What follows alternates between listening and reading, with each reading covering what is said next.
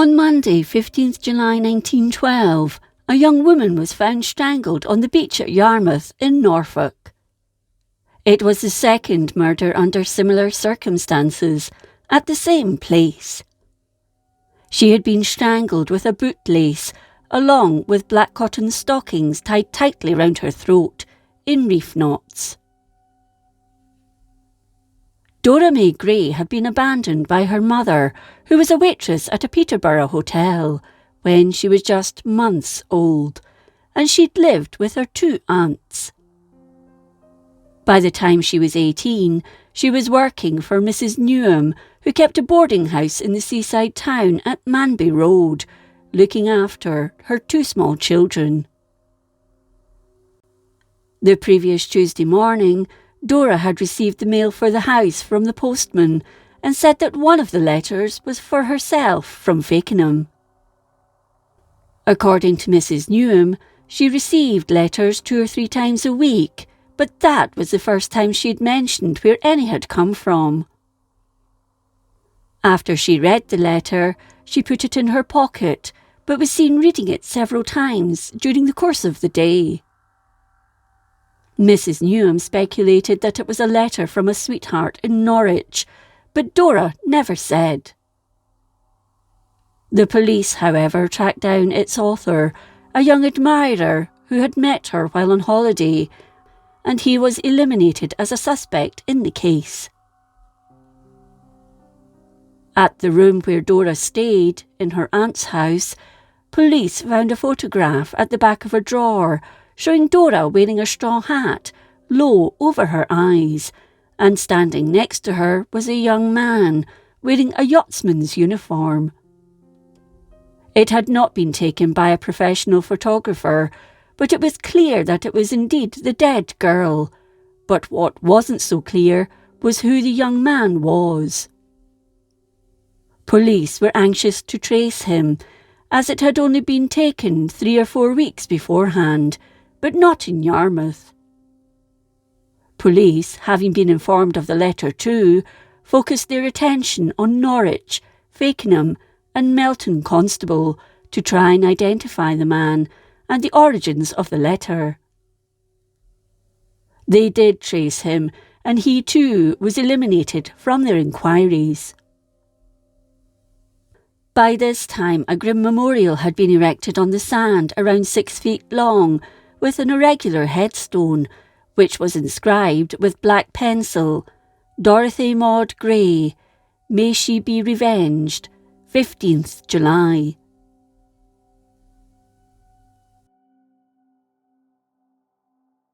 At the inquest into her death on 16th July, opened by J. Tolver Waters, the coroner, Dora's aunt, Miss Selina Ann Eastick, said that she had identified the dead girl as her niece. She lived at 10 Manby Road in Yarmouth with her widowed sister, Mrs. Harriet Brooks, and told the coroner the last time she'd seen Dora was around 7:30 on the previous Sunday evening.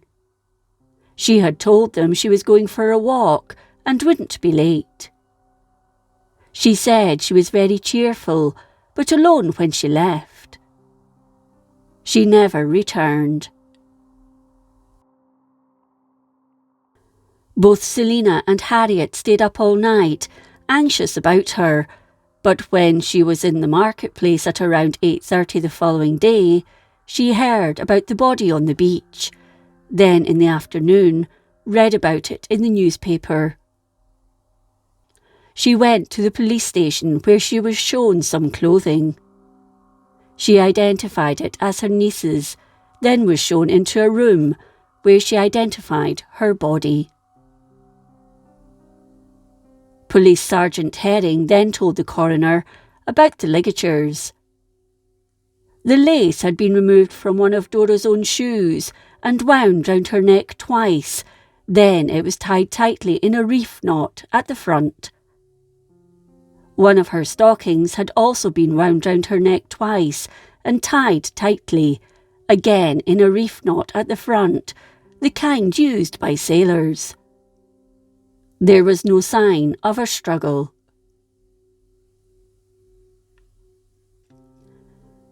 It later transpired Dora had told a friend she'd bumped into on the promenade that she had an appointment to keep. An hour later, she was seen by Emily Blythe, who ran a fruit and vegetable stall at the end of the promenade, in the company of a young man. The only reason she took notice of her was because of her wide-brimmed brown straw hat that had been decorated with roses. Dora was also wearing a blue serge costume, and her bronze hair was neatly pleated.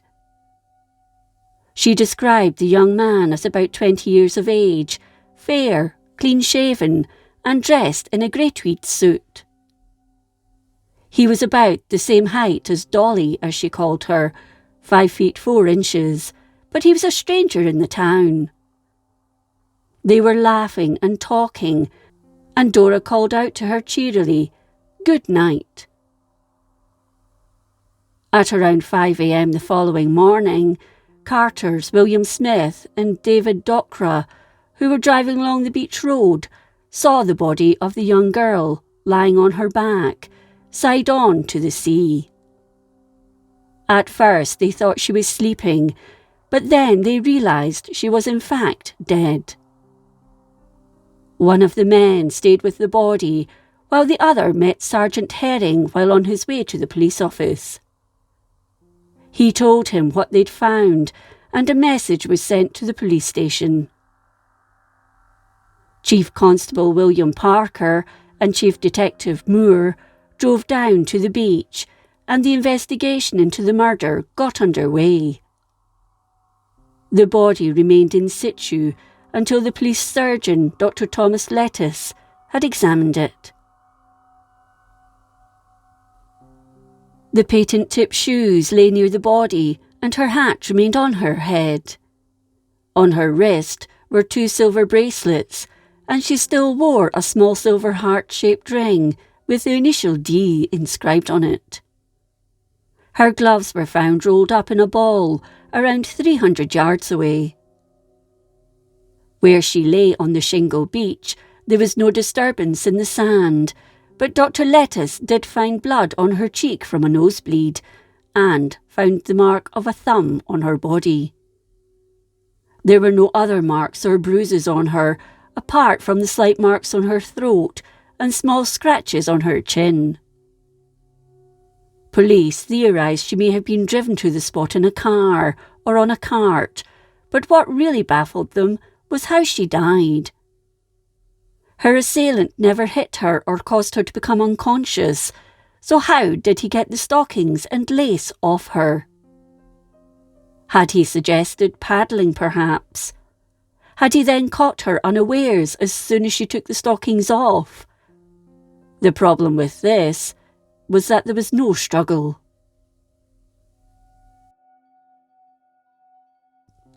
Hundreds of people viewed the scene with morbid curiosity once the body was removed, and men even tipped their hats at the memorial, while women stood silently, reading the message. According to reports, Dora led a double life, hence the name Dolly.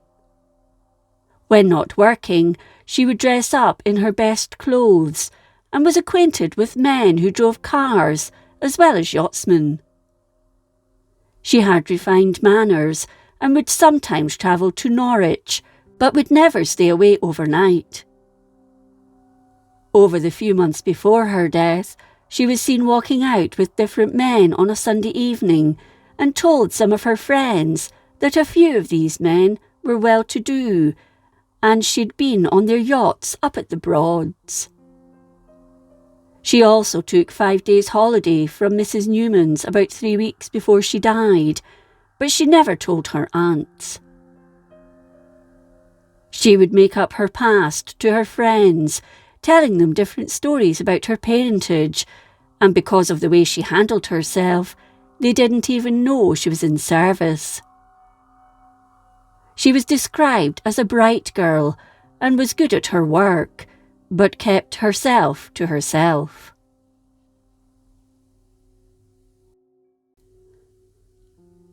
On Wednesday, 19th October 1912, 23-year-old fisherman George Ward appeared before magistrates, having walked into a police station 8 miles from East Dereham and admitting he killed Dora. Sergeant Bird told the magistrates he'd simply walked in and stated, "I wish to give myself up for the murder of Dolly Gray." Bird said to Ward, "You hear what is stated?" To which he replied, "Yes, I did the deed, and I know I must suffer for it."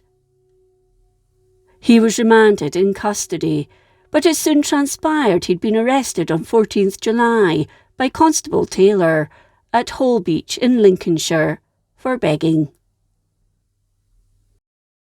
He was sentenced the following day to 14 days imprisonment, so it was impossible for him to have committed the murder.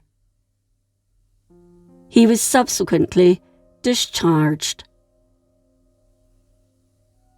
The murder of Dora Gray remains unsolved.